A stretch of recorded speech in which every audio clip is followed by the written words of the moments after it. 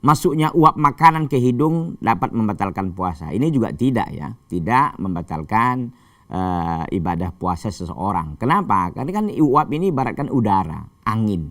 Ya tentu kita seseorang yang hidup tentu harus ini ya, harus membutuhkan udara, membutuhkan uap gitu ya.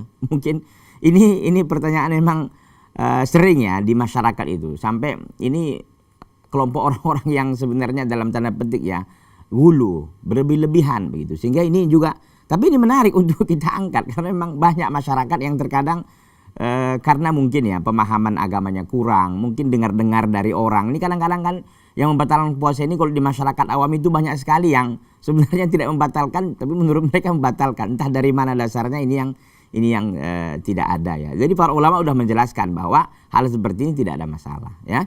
Ini kan memang sekarang ini banyak ulama menjelaskan tentang pembatal-pembatal kontemporer yang memang saat ini sedang berlaku, seperti umpamanya mungkin nanti ada beberapa pertanyaan yang akan kita jawab juga setelah ini ya.